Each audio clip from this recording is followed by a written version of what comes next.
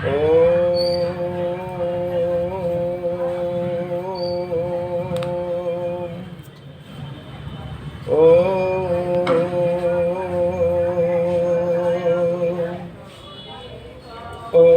विश्वानि देव सवितर्तुरित्नानि परासुवे यद्भद्रं तन्ने आसुवे। देखिए 10वीं वीडियो मेरी मुक्ति विषय पे चली है। आज का जो विषय रहेगा जीवात्मा का गूढ़ रहस्य। तो मैं इसके द्वारा ये समझाऊंगा कि जीवात्मा के गुण क्या हैं।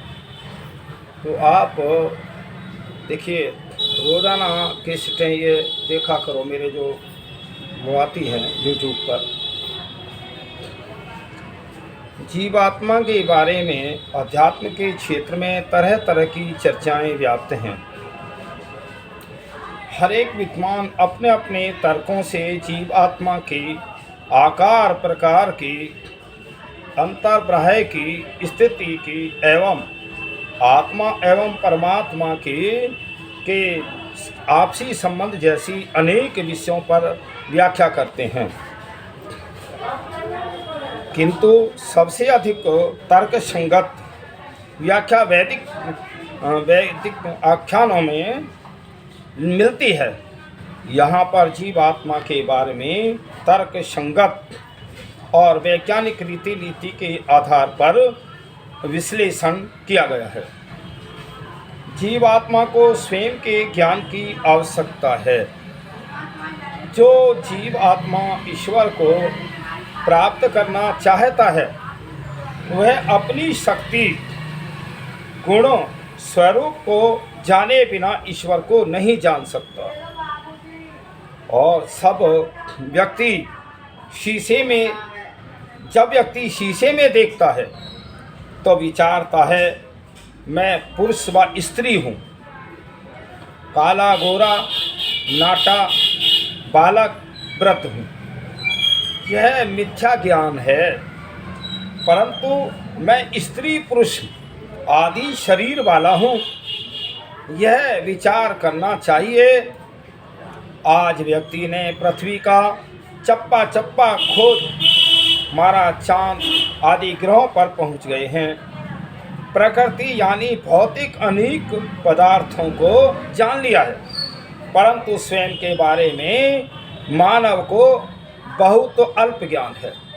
तो देखिए मनुष्य अपने ज्ञान वो नहीं सोच सका कि मैं आत्मा हूँ।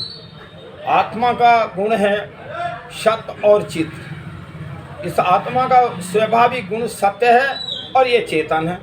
परमात्मा में 3 गुण हैं, सत्य है और चित्त और आनंद स्वरूप।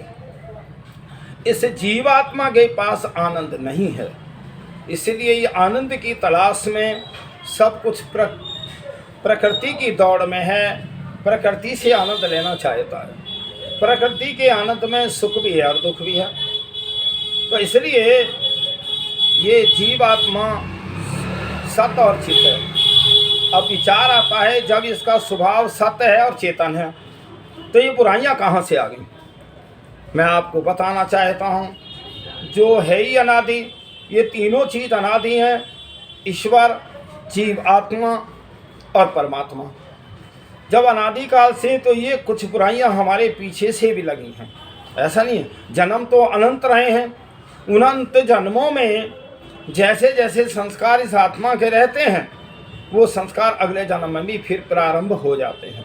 या तो उन विचारों को छिन्न भिन्न कर लिया जाता है संगति के कारण, परोपकार के कारण, विद्वानों के कारण, वेदों को पढ़ने से।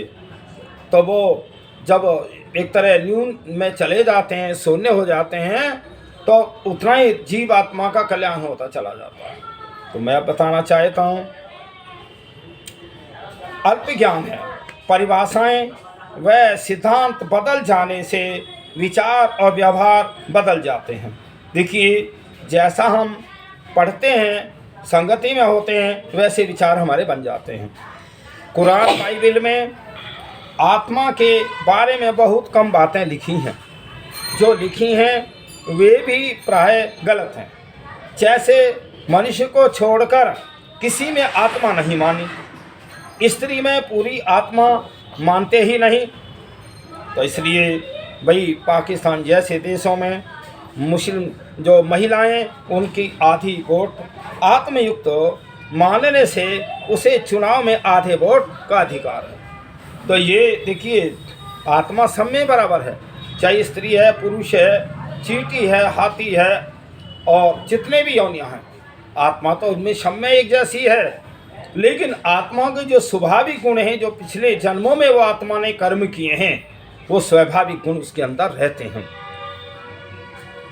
अब आता अग्नि आदि भौतिक पदार्थों के बारे में हमारा जैसा व्यावहारिक ज्ञान है, वैसा आत्मा के बारे में भी हो। मुझ आत्मा को अस्त्र शस्त्र काट नहीं सकता और अग्नि जला नहीं सकती, इतना समझ लेने मात्र से कितनी शक्ति व निर्भयता आ जाती है। महर्षि दयानंद पर विष प्रयोग हुआ, मती दास को चीरा गया, बैरागी की खाल नुचवाई गई, गुरु के बच्चों को दीवार में चिनवाए गए, कढ़ाई में तले गए, परंतु उन्होंने आत्मा का सच्चा नित्य स्वरूप जानकर कहा कि हमारे आत्मा का कोई कुछ बिगाड़ नहीं सकता।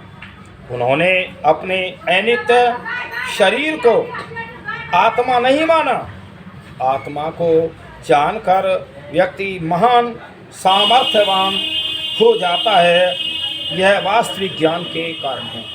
जब मनुष्य ये जान लेता है तू अमर है और हमेशा रहेगा, तुझे अग्नि जला नहीं सकती और पानी में तू गल नहीं सकता, शरीर तो नष्ट होते रहते हैं।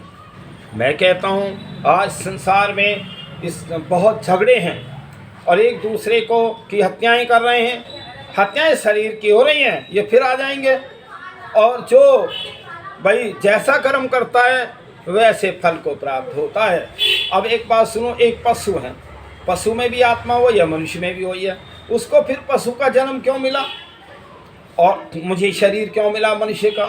ये कारण जो है आत्मा के कर्मों का ही है। तो इसलिए संसार के लोगों सोचो कि आत्मा क्या है, मैं क्या हूँ, मैं कौन हूँ, मैं कहाँ से आया हूँ, कहाँ को जाऊँगा। इसमें एक विचार आता है। मैं नगर से चलता हुआ जा रहा था। एक व्यक्ति रास्ते में उसी नगर का मिला। बोला भैया कहाँ जा रहे हो? कि भाई मैं बस जा रहा हूँ। कुछ कार्य है? कि ना कार्य भी नहीं है। कोई और ज़रूरी काम है? कि ज़रूरी भी नहीं है। तो ऐसे अगर हमारा जीवन इस स्थिति में रहे, बिना उद्देश्य का जीवन रहे, तो इससे कोई लाभ नहीं है। ऐसे तो अनेक जन्म हमारे बेकार चले गए। अगर मेरा जन्म पहले सफल होता तो मैं मुक्ति के आनंद में परमात्मा की क्षण में होता। मैं यहाँ कष्ट क्यों पाता? जीवात्मा का कोई रंग रूप नहीं और कोई भार नहीं। जैसे भौतिक वस्तुओं में रंग रूप स्पर्श लंबाई चौड़ाई आदि गुण पाए जाते हैं, वैसे जीवात्मा में नहीं। देखिए एक रोचक बात है कि एक पुस्तक में 501 आश्चर्यजनक तथा उसमें जीवात्मा का भार लिखा है कि जीवात्मा 21 ग्राम का होता है। कुछ वैज्ञानिकों ने प्रयोग किया तो मरते हुए एक व्यक्ति को और बक्स में बंद कर लिया, बंद करके और उसे तोला और तोला गया। थोड़े काल के में वह मर गया, तो अर्थात आत्मा निकल गई। उसे फिर तोला गया तो 21 ग्राम भार कम हुआ। तो उन्होंने निष्कर्ष निकाला कि जीवात्मा 21 ग्राम का है। तो अब इस ग्राम में कितनी चींटियाँ समा सकती हैं? अब 21 ग्राम पे चींटियाँ तो तोलो जरा, जीवात्मा तो उनमें भी है। तो शायद हजारों और कितने हजारों चींटियाँ हैं। कितना अज्ञान है। आत्मा के विषय में विज्ञानी जैसे लोग कहते हैं आत्मा घटता बढ़ता रहता है। तो हाथी में जाएगा तो बड़ा हो जाएगा और चींटी में जाएगा तो घट जाएगा। सत्य वैदिक सिद्धांत यह है कि जीव आत्मा अपरिणामी है, उसका आकार नहीं है और होने से घटता बढ़ता नहीं है, और वह अभौतिक वस्तु होने से स्थान भी नहीं घेरता। एक सुई की नोक में विश्व भर के सभी जीव आत्मा समा सकते हैं। तो देखिए, जीव आत्मा कोई आकार नहीं लेता, कोई स्थान नहीं घेरता और कोई नहीं रहते क्या। तो देखिए, मैंने ये जीवात्मा का आज विषय रखा था कि पहले मैं अपने को तो जानूं। बहुत बहुत बड़े शास्त्र लिखे इस मनुष्य ने, बहुत बहुत पढ़ता है, लेकिन अपने बारे में नहीं पढ़ा कि मैं कौन हूँ, मैं इस संसार में क्यों आया हूँ, मुझे यहाँ से जाना है और जा कर के क्या लेके जाऊँगा, जब आया था तो मैं क्या लेकर आया। देखिए, पूर्वाध कर्मों के अनुसार मुझे परमात्मा ने मनुष्य का जीवन दिया, माता पिता के यहाँ जन्म मिला, धन संपत्ति मिली, ये मेरा पूर्वाध जन्म का फल है। और जो वर्तमान मेरा अब जीवन चल रहा है वो जो है मेरा कर्म बनता जा रहा है। जो परम पिता परमात्मा सर्वत्र व्यापक है, कण कण में व्यापक है, मेरी आत्मा में व्यापक है, तो मेरे कर्मों को जान रहा है। तो जब कर्मों का जान रहा है तो वो मेरा वो एक तरह उसी का वो मेरा बनता जा रहा है लेखा जोखा। देखिए, एक दृष्टांत देता हूँ कि भाई भारतवर्ष में तो हर कार्य में बहुत लाइनें लगती हैं। यहाँ तो बैंक में लाइन लग रही थी, एक बूढ़ा व्यक्ति भी पूछने लगा, भैया यहाँ क्यों खड़े हो? उन्होंने बताया, बाबा यहाँ पैसा मिलते हैं। तो देखो, पैसे की तो आवश्यकता रहती है, बुढ़ापे में और ज़्यादा रहती है, साधन तो होते नहीं और आदमी दूसरे के मुंह देखने के लायक रह जाता है। तो वो भी खड़ा हो गया, लाइन में बूढ़ा भी लग गया। चलते चलते चलते जब बूढ़ा मैनेजर के पास आया, बैंक मैनेजर के, तो मैनेजर बोला, बाबा पासबुक दिखाओ। बेटा, पासबुक तो मेरे पास ना है। बोले, फिर यहाँ क्यों आए? बोले, मैं इसलिए आया था, इनसे पूछा तो इन्होंने कहा यहाँ पैसे मिलते हैं, इसलिए हम खड़े हैं लाइन में। तो मैनेजर ने कहा, बाबा जो पैसे बैंक में पहले जमा करते हैं उनको मिलते हैं। इस संसार के लोगों, ये संसार रूपी बैंक है, इसमें जैसे आप अपने अच्छे कर्मों का ड्राफ्ट ज़्यादा इकट्ठा कर लोगे तो आपको जो है आगे फल उसका बहुत अधिक मिलेगा, और पापों का भी फल ज़्यादा कर लिया तो पाप में भी आपने जाना पड़ेगा। क्यों? ये सारे संसार की व्यवस्था उस परम पिता परमात्मा की है। देखिए, यहाँ हमारे हाथ में कुछ नहीं है। अगर कई लोग कहते हैं मैं तो जन्म अपने आप लेकर हूँ। अच्छा, एक बात सुनो, अगर अपने आप में अपने हाथ में ही जन्म होता तो मैं गरीब घर में क्यों जन्म लेता? मैं तो किसी राजा के लेता, धनवान के लेता। लेकिन यहाँ ऐसा नहीं है, व्यवस्था सारी परम पिता परमात्मा के हाथ में है। उसी का गुणगान किया करो, उसी का सुबह शाम बैठ करके संध्या किया करो या जावन किया करो, वेदों को पढ़ो तो आपका आत्म कल्याण होगा। वेदों से ही आप आत्मा को जानेंगे, और बिना वेदों के लोगों ने बताया है कुछ, लेकिन भ्रांतिवश बताया है, स्पष्टता में नहीं बताया, अज्ञानता दूर करके नहीं बताया। इसलिए इस संसार के लोगों, शांति चाहते हो वेदों की तरफ लौटो। हमारे ऋषि मुनि जितने भी अच्छा महापुरुष हैं, जितने महापुरुष हैं जिनको हम पूजते हैं, जिनकी मूर्तियां बना रखी हैं और हम भगवान भी कहते हैं उन्हें, तो इसलिए वो जो भगवान थे हमारे मूर्तियों में जिनको पूजते हो, मैं तो सारे संसार के लोगों को कह रहा हूँ, सारे संसार के महापुरुषों को। सारे महापुरुषों ने जो प्रार्थना उपासना की वो निराकार ईश्वर की है। आप देख लें उनके, और उन्होंने वेदों को पढ़ा है, गुरुकुलों में पढ़ा है। मैं मैं एक बताना चाहता हूँ इस संसार के लोगों, अगर दुनिया में शांति चाहते हो तो वेदों की तरफ लौटो, वेदों की तरफ बढ़ो, जियो और जीने दो।